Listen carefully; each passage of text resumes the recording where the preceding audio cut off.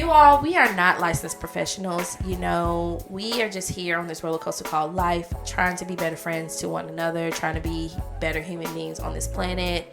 If you're tuning in, we are not opting out of therapy. We are not advocating that you listen to us and not see someone who is licensed and trained to help you with day-to-day life on how to cope and deal. So we advocate for therapy a lot here. We believe that everyone has something to talk to somebody about. So, just like to make that disclaimer that we're just here giving our opinions and having discussions week by week.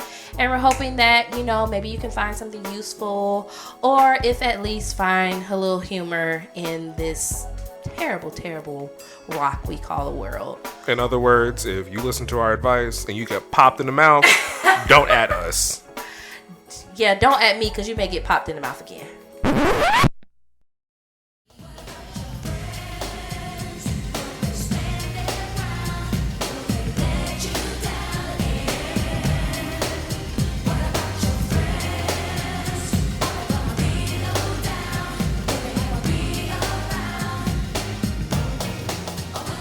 Hello and welcome back to another episode of Friendship University. I'm Kristen. I'm joined by the magnificent Miki. That sounds like a magician. Mm-hmm. You should be a magician. M. Where's the third? Where's the third M coming from? What did I say before? Magnificent Miki. The magnificent magician Miki. Oh, okay. There's a 3. Maybe, I don't know. I don't really believe in magic and stuff like that. And the most magic I've seen has usually been like an illusion or some whatever the hell. So maybe in a different life. I've seen some magic tricks. I've learned some magic tricks. What do you know? I know a couple of card tricks. And a little coin trick behind the ear. That's about it. I learned that. I don't know when I learned that. I learned those at different times. But anyway, yes. Welcome back to another episode. As you all know, you can anticipate episodes from us every Friday, Friendship Fridays. And welcome to new listeners. Welcome back to our faithful few but mighty. We're coming up. We're just out here. How you doing? How's the last, 7 days been? So, like, no one come from my neck for this, but, like, you know how people say, excuse me, people say every day above the ground is a blessing. I have an alternative to that. Okay. Every day above earth, or above ground, I should say, is a mild annoyance. Like, living, just to clarify here, I may be the seasonal affect disorder. It may be because I'm, like, losing my mind. Who knows? But, like, I don't hate living, but I don't get an exuberant amount of joy out of living.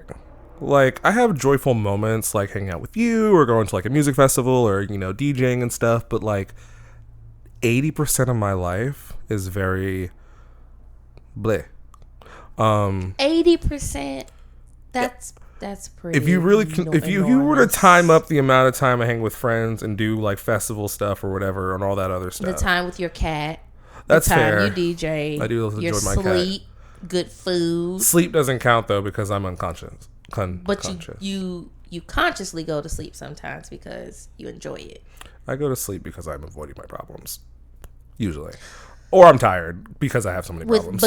Time with Boo. That's pretty nice. Yeah. I think 80% is a little. Okay. 60%. 60% of life is 50-50, I'd say. All right, you're really pushing it. That's my final offer. That's as low as I'm willing to go. Deal or no deal? No deal. But deal or no deal used to cause me so much. That's where my anxiety comes from. Deal or no deal, because waiting for them cases to pop open when that banker was raggedy. He was like, okay, let's see. He have the $1 million case, a $500,000 case, a $1 case, and whatever. I'm gonna offer you $75,000. What are we doing? Because he knew he only did that if someone opened like a $500,000 case and then opened like a $5 case. He'd be like, "Gotcha, bitch. Gotcha." Okay. $75,000. That's my final offer. I would have listen. My raggedy ass would have took any offer. Then again, the way I'd be playing card games, I probably would have kept pulling. I would have been like case after case, 17, 19, 4, 6. Keep opening them. Play real recklessly. It's offense. But it plays in my favor sometimes. But no. All things considered, it's okay. Life's fine. I'm just tired. I need a nice vacation. I'm actually dedicating some time next year, implying next year comes. Because, the world is on fire constantly. I'm going to dedicate a nice vacation to myself. Ideally, I want to go to the Maldives, but that's above my tax bracket. For now. So maybe find a nice Virgin Island resort or a beach somewhere in Mexico. Just me.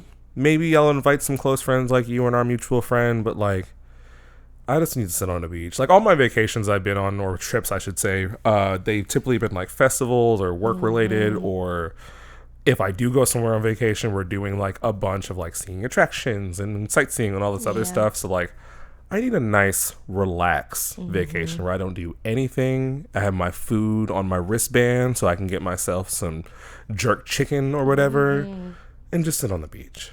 Get yourself a nice Mai Tai, a nice Bahama Mama. I love a Bahama Mama. I'm more of a pina colada girl, though. Oh, okay. Yeah. Ooh, a strawberry daiquiri. When we went on our cruise, the same cruise I talked about last week when I fell off the banana boat.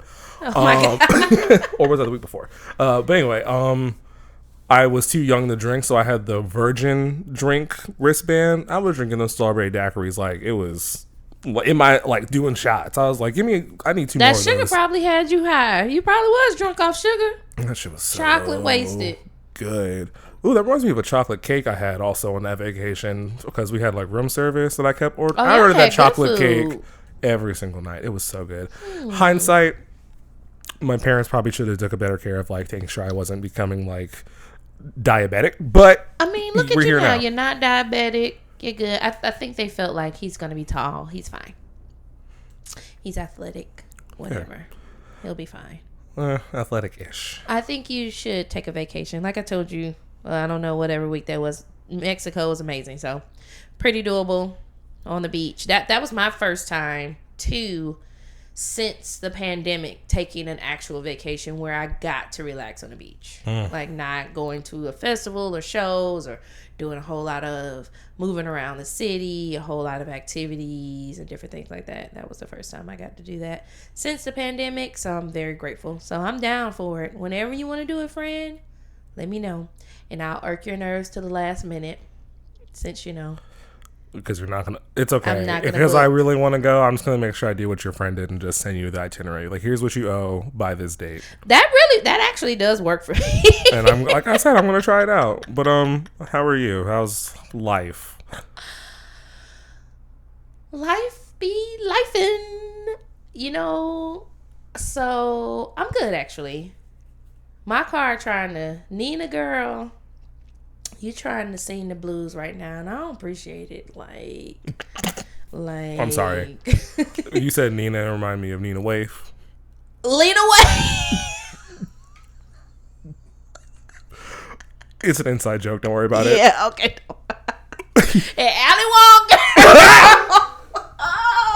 Cletus Montgomery, Washington Wellman. Good times. Oh, yes. Awful times with good times. Good times. Got to laugh to keep from crying. But yeah, she pulling a Nina Simone right now. I don't know what's going on. But we come against you in the name of Jesus because things are going so well for your girl. You know the memes where they're you could just be having an awesome time. Getting paid. Couple of weeks go by. Your bank account looking good. You're eating good. You're looking good. And then bam, your car's just check engine light. Peace out. I come back from Mexico. I'm good. Everything's looking good. Skin on tan, skin clear, looking just well good. Having a nice time. Spirits high, just joyful. And then bam, Nina was like, girl, my leg. We gotta talk. Okay, my leg. I was like, Woo! So It really be like that. You'd be on top of the world, and life is just like, huh, I think you're overdue for an ass beating. What is it? Reminds me of that episode of SpongeBob where he had the bully guy who was like, hey, I'm going to kick your butt. Yes. And SpongeBob tried to avoid it any way he could, and he just like, oh, don't let me forget. I need to kick your butt later. Kick your butt. That's life. That's life. Had SpongeBob shook. That's us. We're like, okay, maybe if I play it cool, things are going well. Next thing you know, the life is like, hey, by the way, I need to kick your butt. Okay, and to be fair, I'm not like a word what they call it, worry wart or whatever. I don't worry. Now let me just make it clear. This is learned behavior. Like, I had to train myself to rely on the Lord and not worry. So, not to say I've always been this way, but I'm at a point in my life where I'm just like, I can't. I just can't. I just got to rely on what I know to be true. So I'm out here trying to figure out what's going on with your girl. We gonna be good though. My boy trying to get me to go test driving because I've been talking about getting a particular type of car for a while now. I'm not gonna say what kind of car because I don't need y'all niggles in my business. Like I said, we're just gonna go drive some cars. This is what I used to do, and I don't care. I was bored. I was young. I had nothing else going on. I would go to car dealerships, right? Mm-hmm. I would test drive every car I wanted to, just because I wanted to drive the car. And whenever they ask for your license or whatever, that's fine. I give them my license. Yeah. But when they ask for my information, because they're like, oh, we would love to sit down and run numbers with you, see your credit score or whatever, and see if we can get you in this vehicle, You're right? You're not pulling a nothing. Nothing. So I would sit down. So I would sit down. They would, kind of try to get my information. I'm like, oh yeah, what's your number? Blah blah blah. I would give them an incorrect number first off. I'd be like, oh yeah, it's 678 this that 5555. Oh, what's your email? I would change like one letter in my email. And then they'd be like, oh, so, and by the time they're ready to pull my information for like my credit report or whatever, they'd be like, oh, you ready to like run the report? Be like, honestly, I have to talk to my partner. They wouldn't want me to make any financial decisions without them. I was just here to look around. Doing this as a teenager. Yeah, so I'm gonna go home. We're gonna discuss it because again, we're a team. I don't want to make any decisions without them. And then I'll come back. We'll follow up. Can I get your card? I'd walk out, throw the card in the trash, and go home. It would be just my luck that I would give them an incorrect number and they would test dial it right in my face, and I would be like, and some Susie would pick up, and I'd be like, I don't know who that woman is. And okay, by the time he realized, I would have been out the door. All you heard is, I can't. I'm not a great liar. That's one of the reasons I don't do it. It's just like, it's not my forte. It really has never been it. Sometimes you just want to feel like a bad bitch in a nice car. I do, which is why I'm going to go with you, and you're going to do all the talking. Oh, it's easy. It's easy, and I feel secure because I feel like they're really not going to push it because I'm going to be with a 6'7", 6'6" black man. Right by my side. My height doesn't do much for me. I'm generally a pushover because I'm way too nice of a person. I'm way too considerate of other people. Which is surprising because you hate people. I do hate people. And I'm way too, if I'm driving in traffic, I'll let people merge in, usually. I need to learn how to push my weight around in my car some more. Mm-hmm. You better act like you're driving an SUV. My new favorite thing to do is, really feel my height. And, I'm not a skinny dude. I'm not, massive, but I'm not skinny. Got a little chunk. I love that word, by the way. So now that I'm walking on the sidewalk, I usually just get out of the way of the person walking towards me because it's like a game of chicken. Either I cave or they cave. And they will. I don't cave no more. And guess who caves? I usually cave, but not as much anymore. This one time I ran right into this little probably 5'9" girl, and I was like, should have been looking up on your phone, Sarah. But yeah, so happy. You're in good spirits and all that great stuff. I'm slowly learning to trust the universe to take care of me because usually, even though it gets really shitty and really dark a lot, the universe usually works out for me in one way or another. Maybe not the way I wanted it to, but it does work out. Yeah, I mean, for the betterment, for sure. So I'm not even gonna worry. I've had people reaching out I've had friends asking me all kinds of questions, and sometimes you want to make sure that you're not letting them, they have good intentions, but the intent is not helping. So you just want to be like, you all this you saying, all this jibber jabber, all these kind of like suggestions you giving, all that, I don't need that right now. Okay. Like we're good. Like, just intake what I said. Let it be. You don't even have to respond. Just be like, okay, cool, thumbs up, anything. I don't need all the extra words. Keep the 160 characters, whatever they give you on Twitter. I don't need it. So I have just not really been talking about it because I just don't want to talk about it. Like, that's another story for another day. How people don't realize sometimes people just tell you things just to tell you. They don't want no advice. They don't need no response. They just need you to be like, okay.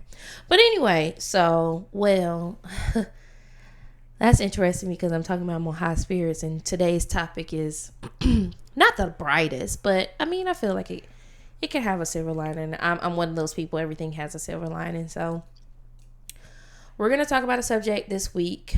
And if you're new here, let's just introduce how we do this. We do kind of like our icebreakers, how we try to introduce our topics and our conversations or whatever. We just been hit with the questions, but this week I actually don't have a question, so we're just gonna jump right into the topic. We're gonna be talking about grief this week and supporting friends who are grieving or going through grief moments. Mickey, recently you lost someone who, was a little bit close to you, and it was during a pretty crappy week already. Oof, when it rains, it pours. It was thunderstorming or whatever. So like, what was going on that week? What happened? Just like in general? Yeah, like do you want to talk about who you lost? Oh, yeah. So before I get into this, a little disclaimer about me. And keep it super short. I'm emotionally fucked up. Wait a minute, what? In more ways than one. So when I feel uncomfortable feelings, I tend to giggle. It's a coping mechanism. Yeah, it's a word for that. I forgot because I told you my therapist told me too that I make jokes and it was a coping mechanism.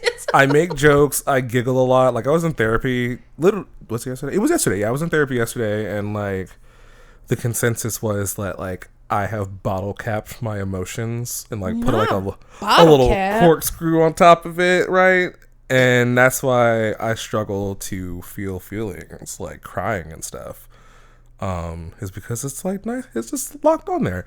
And when I do cry, it comes out so viciously. It's kind of like if you shake a Coke bottle and then like you open it up a little bit, it like fizzes. So that's why they call it a bottle cap. Probably not, but so yeah, I have some work to do on therapy, but so yeah, if I start to giggle or like laugh or make jokes, it's not because I don't take it seriously. It's because my brain is trying to protect me. So yeah, I lost my Uncle Anthony. I'm not sure if I said this in the previous podcast or not, but he wasn't my blood uncle. He was an uncle by marriage. Mm-hmm. Unfortunately, it was due to cancer. Cancer, yo. Truly. For real. Truly. If we don't cure anything else, HIV/AIDS and cancer, because I know it's out there. It's got to be out there.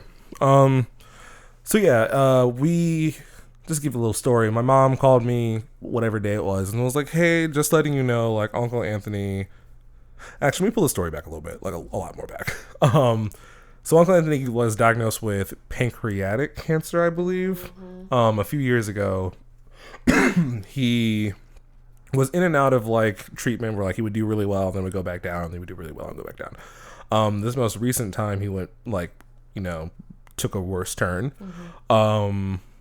Inevitably ended up him, like the doctor being like, hey, you got such and such amount of time with him, so like prepare for that.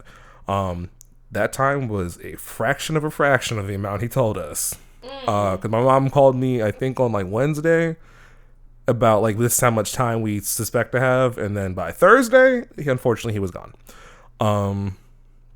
So when it comes to me and grief specifically, and this applies to everybody who I've lost in my life, maybe a pet or a family member or a friend or whatever the case may be.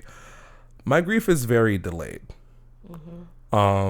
Where if something happens, it's usually nothing. I don't feel anything. I don't feel sad. I don't feel angry or upset or I want to cry or anything like that. It's just like okay, this is news. This is information.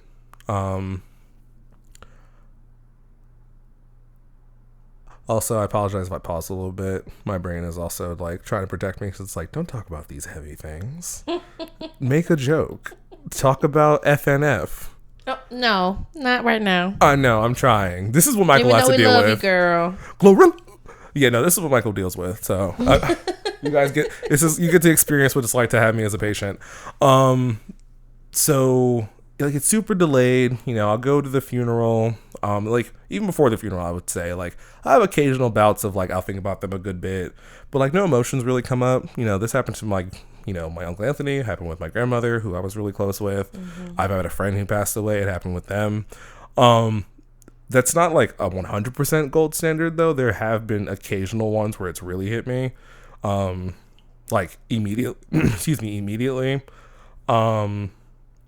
But in those instances, it's usually because they passed away in a really traumatic way or what I thought was a traumatic way in that point in time. But anyway, I digress. So even I'll go to the funeral, you know, I won't really feel anything a lot. Like I'll see other people crying and like, I think I have like guilt that I'm not crying. So like occasionally I'll like force myself to cry. That's real actually. Because I'm like, did that happen? You just, I haven't talked to you since you went to your uncle's funeral, which was this past weekend, right? It was Saturday. So like I'll see other people crying, like my like my dad or my sister, my this, that, and the third crying, and I'll be like, okay, I'm the only one who's not crying. That's weird. I should probably cry. So I'll like force myself to cry somehow, some way. But there does come a point where eventually it really does hit me. Some happen a lot sooner than others. One point that really gets me is when unfortunately they actually bury them. Like seeing them in the casket is one thing, but like once you put them in the ground, it's like a final thing. So that'll kind of get me. I'm also a mama's boy, so if I do see my mom cry, there's a good chance I'll start crying. But yeah, the really heavy emotions of grieving, like the anger and the longing and other things that come along with grieving, that takes months. Like I didn't really have a full-blown breakdown cry about my grandmother for like 5 months. Yeah, I don't think it was almost like a build-up. This is something because I've been around for a couple of your losses now, pets and people, and it's like a build-up, right? So you feel an emotion and you're like, yeah, this happened. But if you have like a really crappy week or a really crappy couple of weeks or a couple of days, and it's just like, then all those emotions, you can't contain them anymore. It's like everything you feel is just coming out. Just ready. That like wine bottle open up a little bit. Like Miguel said, that cork pops and it's just like, woo! There it is. There it is, people. Which I think a lot of people experience that actually. Like we all have a lot of trauma where we try to protect ourselves from feeling like vulnerability or vulnerable. So, I always like to talk about the meaning of things and like do some research and different things like that. So I did kind of, even though I knew what grief meant and I've experienced grief myself on very, very vast levels, don't get me wrong, I looked up the term grief, and grief meaning deep sorrow, especially that caused by someone's death. It can also mean trouble or annoyance, which I found interesting because... Oh, then I'm constantly grieving because I'm constantly annoyed. I'm annoyed 24/7. I wake up annoyed. Sleep annoyed. Just annoyed all the time. So I must be grieving at all hours of the day. That's another topic for another, because you may actually be in a constant state of grief. You may want to talk to Miguel about that. The mental illnesses just keep piling up. It doesn't make any sense. Like, how did I roll this dice roll of this? But anyway, I'm happy you said that, though. Not mine. It's the part that I'm constantly grieving, apparently, in regards to, like, it being normal. Because I actually thought something was wrong with me. Because I was actually a little bit wrong. It wasn't 5 months. It was longer than that. Because I didn't start really grieving about my grandmother for, like, probably 8 to 9 months because I was in therapy at the time. And it was actually, I brought it up to Michael and I was like, yo, my grandmother passed. Like, I have all these amazing memories of her and like I love her a lot and like she's fantastic in every way, shape, and form. Why am I not crying? Why am I not sad? He was like, well, there's nothing wrong with that. That's not abnormal. Like, you know, people grieve different ways. You know, some people never cry. It's different for everyone. So it definitely validated, you know, my feeling and experience a bit. So I'm happy you said that. Yeah, I think it's very important to understand exactly what you just said, that people grieve differently. Some people do not cry, or they may shed 1 or 2 tears. It doesn't mean that they are bottled up or that they are closed off. I know very emotional people who have no issue crying. Me, for example, I have an understanding of death I feel like is a little bit different than other people. Not to say, like I said, I have experienced grief and loss on a vast level, but that doesn't mean I have broken down and cried the way that people would have anticipated me to cry in that moment, just because of my understanding of death and my relationship connection to God in that manner. So I'll ask, like, saying that you normally don't experience it, that you bottle it up, because we've even talked about like how you'll talk to your friends and they'll be like, you're just giving me like surface things, like I'm good, I'm working, because sometimes you'll just throw it in there. Oh, my such and such died. Like, okay, do you want to talk about it? Like, what is a way that you feel supported from the people who care about you, from your friends, when you are grieving? It's so I have a hard time answering this question. My good friend Ricky actually just asked me this question recently because I told him what happened. He was like, "What do you need from me?" I'm like, "I don't fucking know. I like you to exist." Don't unalive yourself. Don't unalive yourself. Like, that'd be cool. Honestly, it's kind of keeping things normal. Like, I don't really like to be babied. I don't really like to have being coddled and like, oh, it's gonna be okay and it's okay to cry. It's okay to feel things. Like, if you don't get off of me, get. You don't. Okay. Do you know your love language?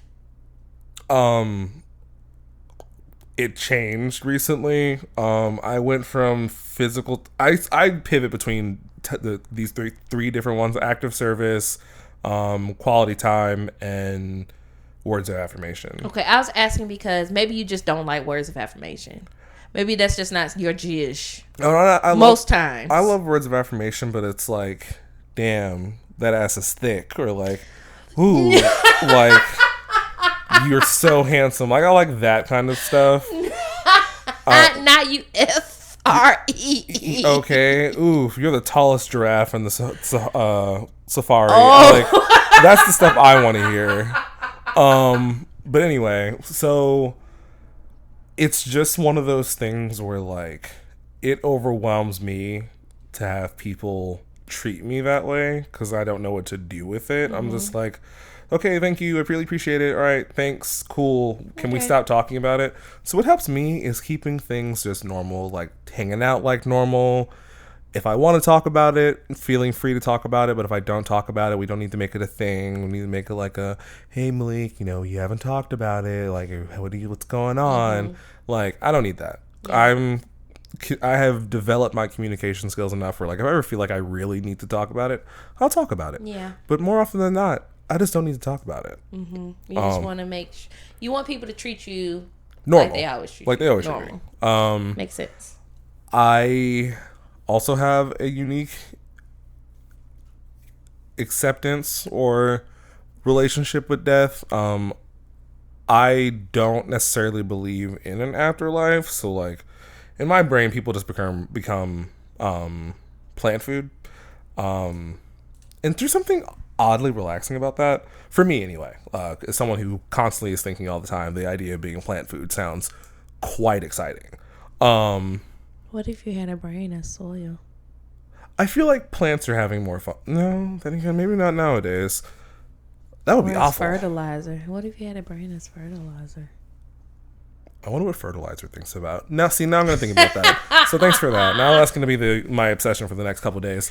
But so while yes, death is really sad, there's also a part of my brain, and this might be really fucked up, who fucking knows, where I deeply think you no longer have to suffer. You know, I mean, even if that person's not necessarily like, if it comes from like sickness or whatever. I was about to say, I thought you were gonna say something real dark. Saying something like, "Oh, you're no longer suffering," is like at the opposite end of dark thoughts, for sure. Well, like I said, I'm pretty mentally fucked up. And not necessarily suffering, but like the day-to-day monotony of life. And some people have much better lives than I do, so you know there is that. But like the day-to-day monotony of like living just isn't enjoyable for some people. And there's occasions where my brain is like, the sweet release of death. You know, we keep a lot of people alive for ourselves. That's true. I do believe that. Yeah. So I totally agree with that. But I'm curious about, you know, you've mentioned you've experienced grief. I appreciate you being honest about that. Are you willing to share one of your experiences? Absolutely. I think I may have talked about this before, but so I lost my dad when I was relatively young, college age, and that was like the biggest loss I had experienced at that time, because I still had all my grandparents at that point. I still had, my maternal and paternal grandparents. And I do still have some of my grandparents. But that was like the biggest. Before that, I had lost like, I told a fib, so sorry. I had lost my maternal grandfather before my dad passed away. And that was kind of like the first big funeral where everybody came together, and it was just kind of like a grieving moment. And I love my maternal grandfather, but that relationship was interesting. And so I had lost like pets and aunties and uncles and stuff like that. And I was a little relatively young, but losing my dad really was like, wow, grief is like forever. Like, in some instances, when you lose someone, it's just kind of like, it does not go away. Like, you just have to learn to live with it. And so, that was actually my first time seeking therapy. And it wasn't until a year after, because I had people telling me I was different. Like, I had friends, I had family, I had people, like, being like, you just aren't the same person, and it's something, are you okay? And just like that. And I was like, and in my mind, I was like, I'm fine. Like, I'm good. I'm still doing my day-to-day routines. Like, I mean, I'm going to class. I'm making my grades. Like, blah, blah, blah. Just doing my thing. But one day, like, I had a friend who was like, you know, we have, like, counseling services and blah, blah, blah that you can go to, whatever. And my mom had said, do you feel like you need to go to counseling? And I was like, no. And so she just kind of left it at that. And they were like, I just feel like maybe you just haven't talked about it. And I was like, I mean, I feel like I have. Like, I broke down at the funeral. Like, I heard, you know, I've seen him. I go visit his grave sometimes. Like, you know. And she was like, I just feel like it was one of those moments where you were saying, like, you don't want people to treat you not normal. And for so long, I just wanted people to treat me normal, right? I was like, don't treat me like I'm an orphan. Right. Don't treat me like I'm an orphan. I'm good. Like, I lost a parent. I still have a perfectly capable parent. Yes, I loved my father. We were very close. I was a daddy's girl. All these things, yes. But he's gone. It's fine. But she looked me dead in my eye. I'll never forget it. And she was like, you need to speak to someone who can, like, talk to you unbiasedly. I remember the term she said, unbiasedly. And I was like, what do you mean unbiasedly? And she was like, you keep talking to people as if this person was like a figment of your imagination. And I was like, what do you mean, the figment of my imagination? And she was just like, you just talk about them so distantly, like you weren't as close to them as you were. And I just feel like you're distancing yourself from the emotions that you were experiencing when they were here. Ooh, it's me. I was Girl, Get you out. Michael? You went to school Get with Michael? out. Oh, that's crazy. Get out. Go. Get out of my room right now. Leave. Leave right now. And I did. I went and I talked to the school counselor, and then they like referred me to like an official therapist and just different things like that. And I got those emotions out, and I realized, you know, what I was experiencing and like the PTSD that comes with that, where you repress emotions and feelings and different things like that. What I will say is I appreciate the friends that showed up for me in that time frame. I did have one friend who so I had this one friend who did not like being ignored. When they felt like they were being ignored, they would just like flip out on you. And so I wasn't answering my phone at the time. You know, cell phones had came out. We were like, oh, you know, okay, the sidekicks. And yeah, whatnot. you know what I'm saying, the flip, the razor, and all that. And I wasn't answering my phone. I wasn't doing that. I wasn't talking to anybody outside of my family. And I finally saw them. And like, why have you been ignoring me? And blah blah blah blah blah. And I just looked them in the face. And I was like, my dad died. Listen, as someone who has a best friend who lost a parent at a very young age, anytime I saw him like say that, I would always just be like, you can just feel the tension in the air. And I didn't even say it to cause tension. He doesn't either. It's just when you say it, it's just one of those like. It was just the explanation. They asked me a question and I answered it. It was like, "Why have you been ignoring me?" And I was like, "I'm not ignoring you. Like, you haven't been answering any of my calls." I was like, "My dad died." It's just something about hearing it as the receiver. You're just like, ooh. Like, you haven't seen me in class, so you know it's not like a intentional thing. But whatever. I thought that was so funny, and it's so telling of like how the relationship eventually ended. But I think I'm kind of like you. I think I like people to treat me normal, right? Because I feel like for me, grief is no different than any other injury, right? If your leg is broken, if you chop off your finger, whatever, you have to seek immediate like resolve to make sure that the damage doesn't escalate to something bigger than what it needs to be.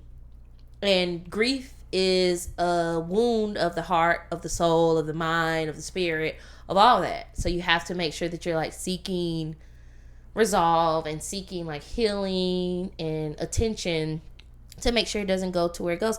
And sometimes that involves the people who are closest to you, like your friends.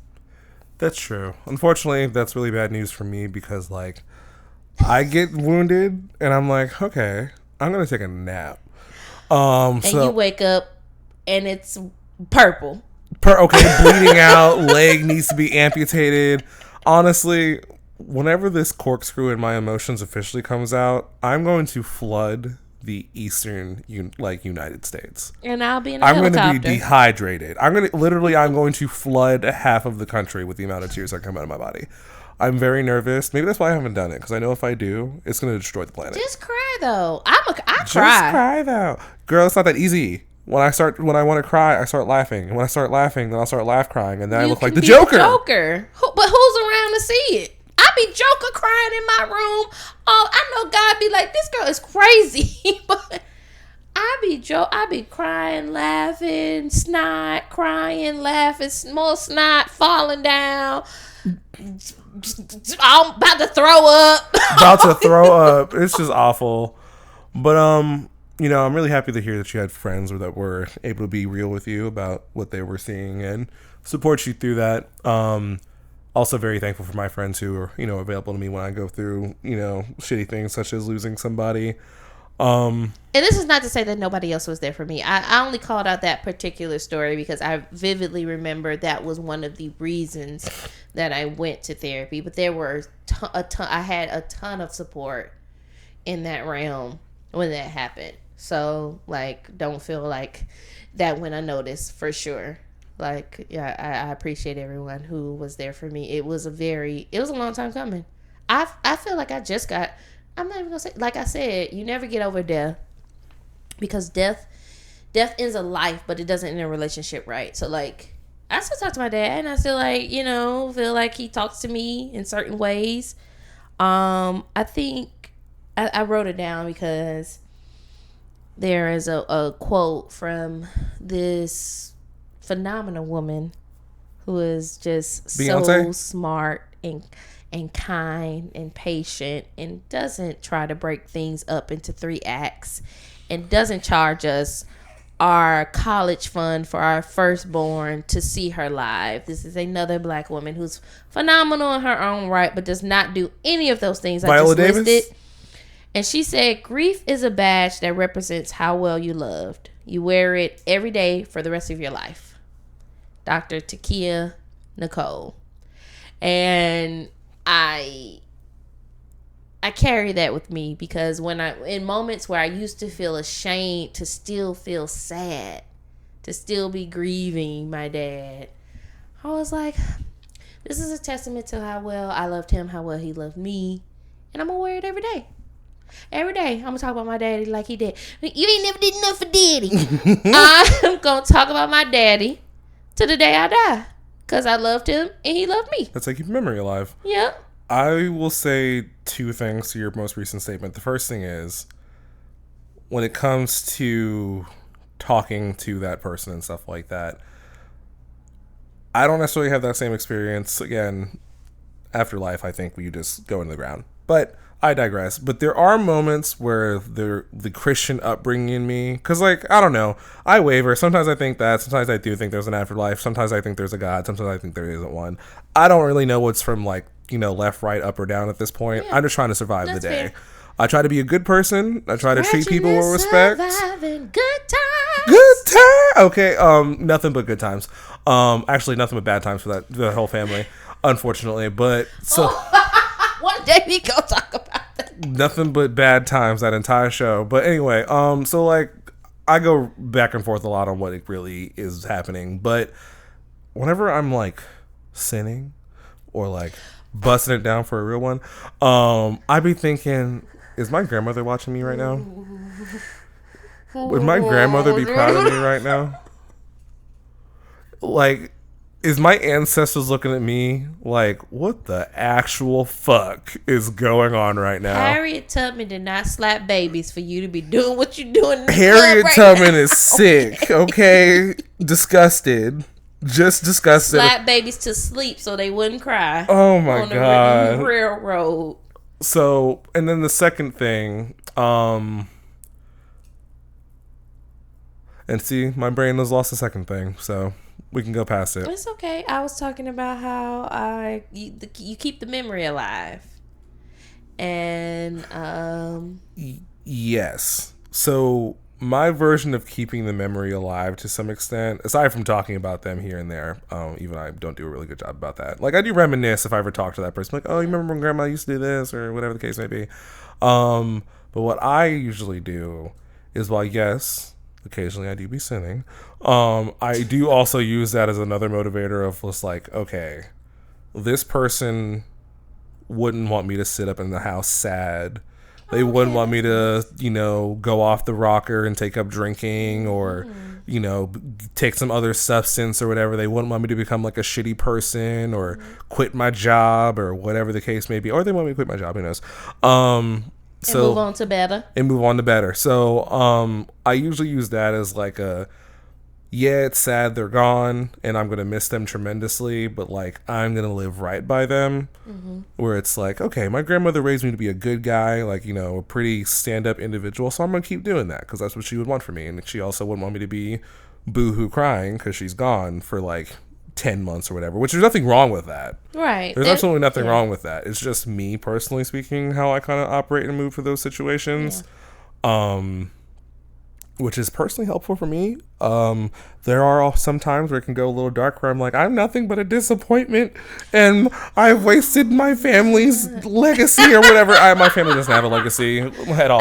You're a legacy. Everybody, we're a legacy. You're a legacy. You don't see it that way yet, but when, Well, I don't have let me put it this way. My family does not have a dynasty I need to honor or something. Nobody in America has a dynasty. Even the richest people who think they're rich don't have a dynasty, girl. And y'all can still be taken down. Y'all ain't got no armies who gonna come against enemies. All I think about is Mushu saying, dishonor on you. Dishonor on your family. That's fair. That's fair. I think that's normal too. I just thought about the perfect cat name. When I get another cat, his name's gonna be Mushu. Oh, Loki gonna fight him. Loki would love a buddy. I'm convinced. Maybe.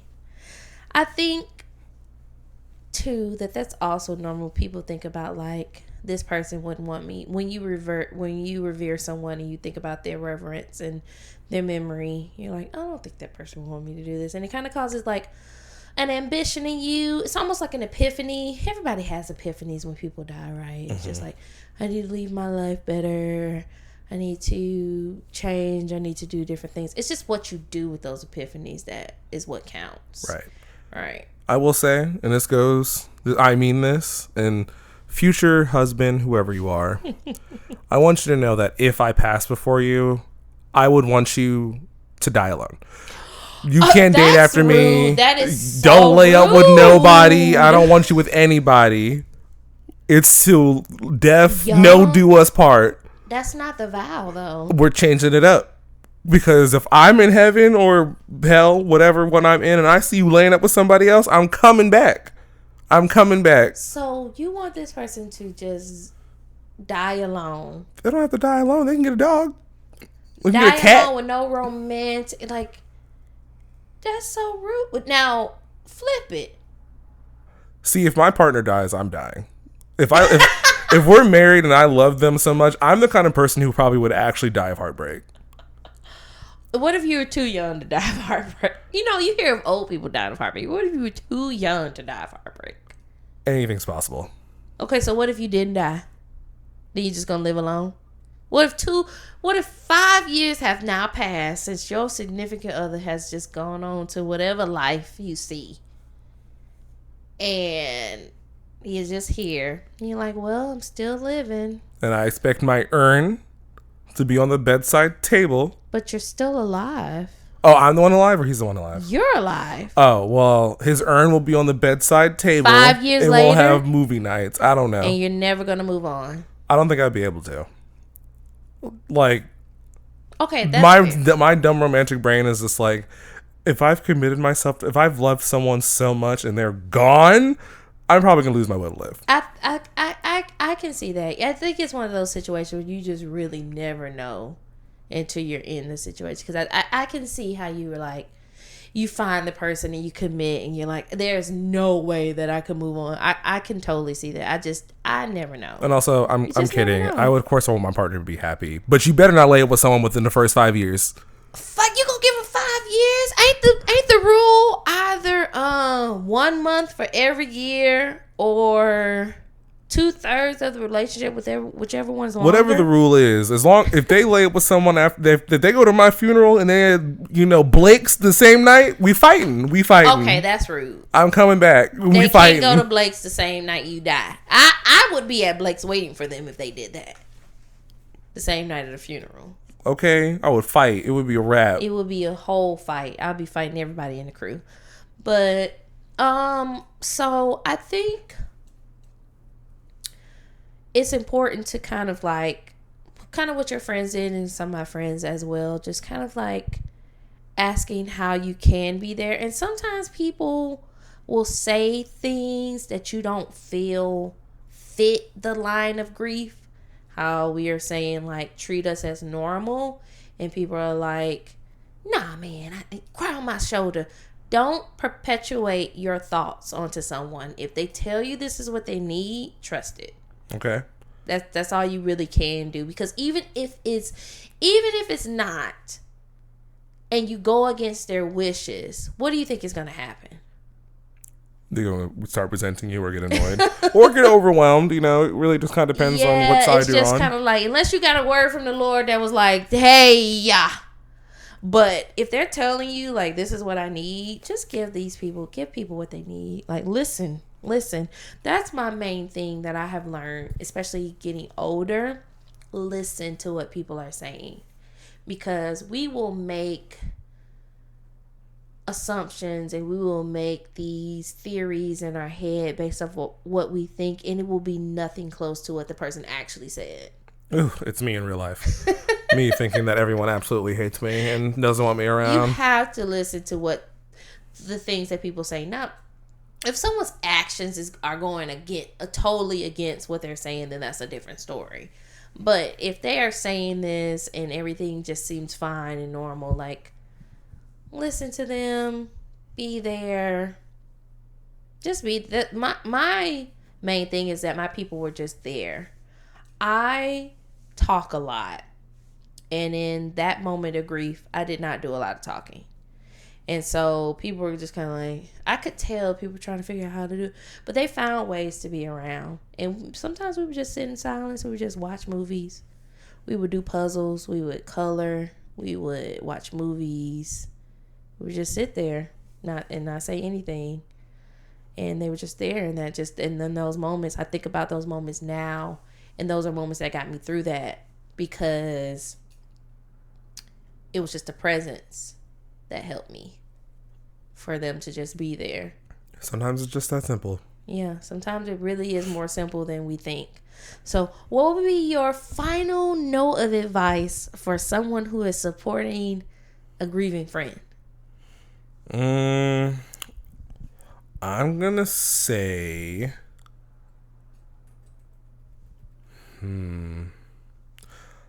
honestly, I think the best thing to do when it comes to a grieving person is similar to what you said. Listen. Just be there for them in the capacity that they want you to be there for them, not the way that you want to be there for them. And honestly, sometimes people don't know what they want themselves. In those situations, I think it's just really important to be like, hey, I know you don't really know what's going on. I know you were kind of like, in this emotional place, but like, just letting you know, like, I'm here if you do need anything. Like, just knowing someone's there to help them. And one other thing that helps me is like distractions. I know that doesn't work for everybody, but like, I'm really big on just distract me.